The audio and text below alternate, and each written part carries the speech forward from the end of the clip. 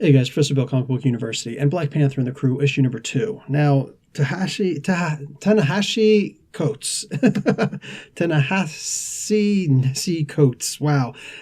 It comes off so easily in my head, but actually saying it out loud for the first time right now, I'm actually, wow. Either way, learning how to pronounce his name, I'd like to ask him personally, or maybe I'll see a YouTube video of him one of these days. I think I'm going to have to actually look this guy up because I am impressed. I'm impressed as all hell.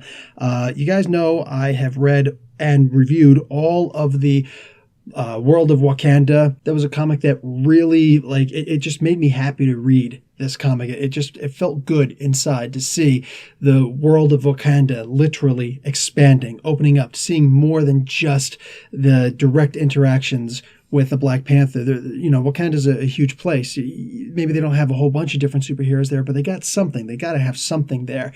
And they did show other characters. They gave the background to some of the Dora Milaje, which is just, I don't know anybody who knows this character who isn't interested in seeing more. Well, here, ta-nehasi, he actually gives, did I say it right that time? Nice. I just let that one flow. Anyway, he's writing another really good story here. We had the Misty Knight centrist focused character in the last issue of The Crew, but now we've actually got, she's still here, but there's also Blue, that's Storm, Ororo Monroe, and this is a little bit more focused on her, but not much. It's seriously they just added another character to it. Now, I assumed that they were going to add Luke Cage next issue, but it looks like they're going to be adding the Black Panther more specifically, and I have no problems with that.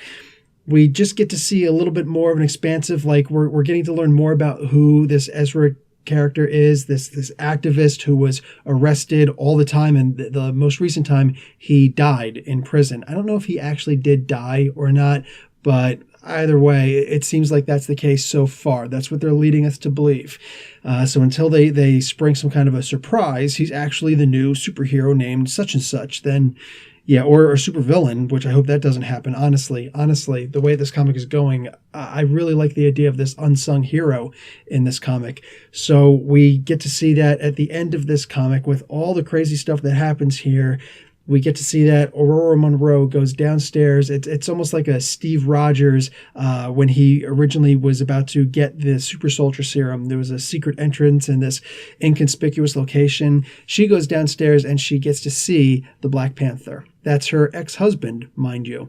And we're going to see something to do with this in the next issue, something more expansive. Hey, Logan's dead. That was her most recent love interest. Maybe we get to see these two come back together again. The X-Men are allowed to be X-Men again. They're allowed to be something special again. So, as far as I'm concerned, genuinely, seriously good stuff here. So I'm loving that. But I honestly wouldn't mind seeing these two reunite, get married, get remarried. Maybe, why not?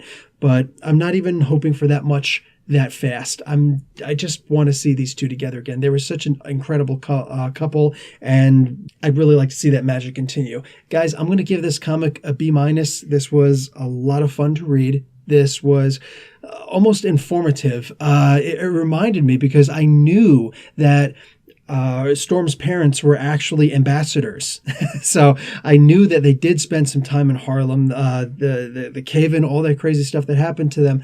I do know that they did spend a lot of time in Harlem before. So I would try to wonder before, what exactly is the connection? And they didn't explain that here. I'm explaining to you now, but they indicated that there was a connection. They didn't go into what that connection was. We got to see a quick little thing of Gateway and the reminder of back in Gateway's days, back with the Siege Perilous and whatnot, when the world thought that the X-Men were dead. I loved that. We got to see that in her off time, she would actually come back to Harlem. Now, this is somewhat of a retcon. It's not a huge retcon because it's not changing anything. It's simply filling in a blank that was left wide open. What did she do in her spare time? And it was done expertly. And it's very, very believable, genuinely organic. And yeah, I really want to see more of how this is working. I love the idea that it's just the first couple pages that go back to 1955 or something like that. We get to see a little bit of something opening up, the beginnings of the birth of the Black Panther, and maybe more.